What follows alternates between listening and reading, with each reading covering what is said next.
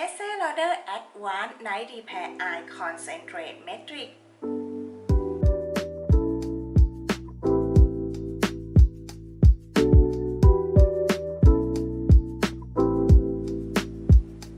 สวัสดีค่ะพบกับพี่นานาอีกแล้วนะคะในช่องนานา Beautiful ค่ะวันนี้พี่จะมารีวิวผลิตภัณฑ์ในรูปแบบของ Eye Cream อีกแล้วนะคะซึ่งก็เป็นแบรนด์ที่หลายๆท่านรู้จักกันดีค่ะนั่นก็คือของ Estee Lauder ค่ะ Advanced Night Repair ซึ่งเป็นในรูปแบบของ Eye Concentrate Matrix นั่นเองค่ะก่อนไปดูคลิปนี้ให้จบถ้าชอบแล้วค่อยกด Subscribe นะคะถ้าพร้อมแล้วเราไปดูรายละเอียดกันเลย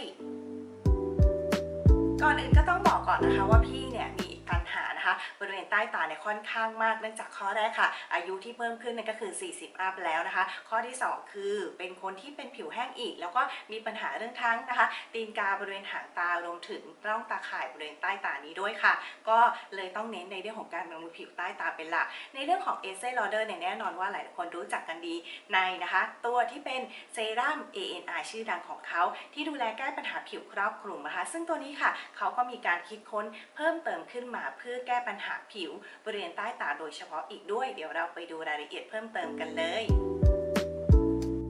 ในส่วนของเทคโนโลยีนะคะของ Eye Cream ของ Estee ตัวนี้เขาใช้เทคโนโลยีที่เรียกชื่อว่า360องศานะคะ Matrix เทคโนโลยีนั่นเองค่ะซึ่งตัวนี้เขาจะเป็นการดูแลนะคะผิวบริเวณใต้ดวงตาแบบรอบด้านค่ะที่เป็นเสมือนเบาะรองรับนะคะความเคลื่อนไหวของกล้ามเนื้อบริเวณใต้ดวงตานั่นเองซึ่งก็จะช่วยแก้ปัญหาแล้วก็ลดปัญหาในเรื่องของริ้วรอยไม่ว่าจะเป็นร่องตื้นหรือว่าร่องลึก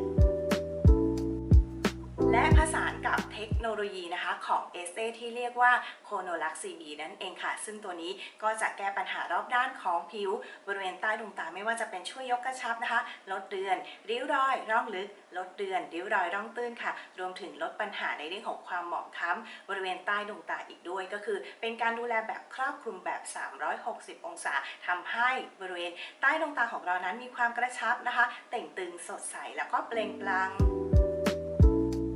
และนี่ก็คือคุณสมบัติและก็คอนเซปต์หลักๆนะคะของเจ้า Estee Lauder นะคะ Advanced Night Repair นะคะเจ้า Eye Concentrate Matrix ตัวนี้นั่นเองค่ะเดี๋ยวเรามาดูเนื้อผลิตภัณฑ์กันเลยนะคะต้องบอกเลยว่าเนื้อผลิตภัณฑ์เนี่ยจะมีความเข้มข้นค่อนข้างมากตัวนี้เนี่ยจะเป็นไซส์เล็กนะคะถ้าเป็นไซส์ใหญ่เนี่ยเขาจะมีตัวที่เป็นไม้นวดที่มีความนะคะขนาดใหญ่กว่านี้ที่เราสามารถใช้ในเรื่องของการเข้าไปนวดบริเวณใต้ดวงตาได้เลยนะคะแต่ว่าขนาดเล็กเนี่ยก็สามารถใช้ได้เช่นเดียวกันค่ะเนื้อผลิตภัณฑ์เนี่ยเขาก็จะเป็นเนื้อที่มีความค่อนข้างเข้มข้นไม่แน่ใจว่าในกล้องจะเห็นหรือเปล่านะคะแต่ว่าก็จะเป็นเนื้อนะคะเซรั่มที่เข้มข้นมากๆแบบนี้แหละที่สามารถใช้ได้นะคะบริเวณใต้ดวงตาเนี่ยก็คือ1แต้มเนี่ยพี่สามารถใช้นะคะไล่ตั้งแต่บริเวณตรงนี้จนไป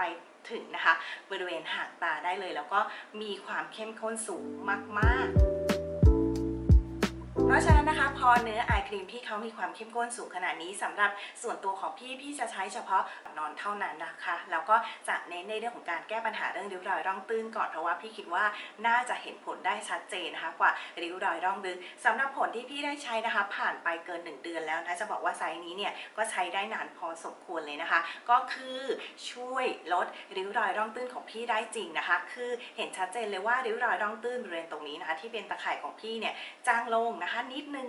นึงก็ถือว่าเห็นผลที่ชัดเจนนะไม่คิดว่าจะเซอร์ไพรส์ขนาดนี้นะคะในส่วนของริ้วรอยร่องลึกตีนกาเนี่ยพี่คิดว่าคงจะต้องใช้ระยะเวลาในการแก้ปัญหานานกว่านี้เพราะว่าแน่นอนว่าริ้วรอยร่องลึกเนี่ยเป็นอะไรที่ค่อนข้างจะแก้ปัญหาค่อนข้างยากนะคะเพราะฉะนั้นในเรื่องของการให้ความชุ่มชื้นก็ต้องให้คะแนน10เต็ม10นะคะแล้วก็ในเรื่องของการดูแลลดเลือนริ้วรอยร่องตื้นเนี่ยถือว่าพี่ค่อนข้างพอใจมากๆเพราะฉะนั้นก็แนะนำเลยนะคะว่าทุกคนนะคะที่ยังไม่เริ่มมีปัญหาบริเวณใต้ตาเนี่ยพี่คิดว่าก็ควรจะเริ่มใช้ Eye Cream ได้แล้วนะคะก็เริ่มจากที่มีความเข้มข้นน้อยไปก่อนถ้าอายุน้อยๆแต่อายุมากขึ้นเนี่ยก็จะต้องใช้ผลิตภัณฑ์ในรูปแบบของ Eye Cream ที่มีความเข้มข้นมากขึ้นไปอีกโดยเฉพาะคนที่มีปัญหาผิวแห้งเหมือนพี่นะคะก็เน้นไปเลยโดยเฉพาะบริเวณนะคะใต้ตาหางตาตรงนี้นะคะในช่วงเวลาก่อนนอนสำหรับตัวพี่นะคะคะแนนของการให้คะแนนของ Estee Eye Cream ตัวนี้พี่คิดว่าพี่ให้9.5 เต็ม 10นะคะติดอยู่เรื่องเดียวอาจจะเป็นราคาที่ค่อนข้างสูงนิดนึงแต่ก็อย่างที่บอกว่าเขาค่อนข้างมีความเข้มข้นมากๆเพราะฉะนั้นใช้ปริมาณที่น้อยเนี่ยก็จะเป็นตัวที่ช่วยดูแลแก้ปัญหาเรื่องริ้วรอยได้ค่อนข้างดี ก็เน้นย้ำเลยนะคะว่าในเรื่องของการใช้ผลิตภัณฑ์ไอครีมเนี่ยต้องขึ้นอยู่กับสภาพผิวของแต่ละบุคคลด้วยนะคะพี่ก็ถือว่าเป็นหนึ่งประสบการณ์ในการแชร์นะคะมาแชร์กันในเรื่องของการใช้ไอครีมนะคะเพื่อไปประกอบการตัดสินใจสำหรับทุกคนค่ะแล้วก็ก่อนจากกันนะคะก็ต้องขอกราบขอบคุณสำหรับทุกท่านค่ะในการกด subscribe ตรงนี้เลยจ้ากดไลค์กดแชร์กดกระดิ่งกิ๊งๆด้วยนะคะพบกันทุกเช้าวันเสาร์อาทิตย์เวลา 9 โมงตรงค่ะสำหรับวันนี้พี่นาไปแล้วถ้าใครอยากให้พี่รีวิวสกินแคร์หรือน้ำหอมหรือเครื่องสำอางอะไรก็สามารถคอมเมนต์มาใต้คลิปนี้ได้เลยนะคะแล้วก็ก่อนจากกันขอให้ทุกคนรักษาสุขภาพกันด้วยค่ะสำหรับวันนี้พี่นาไปแล้วพบกันใหม่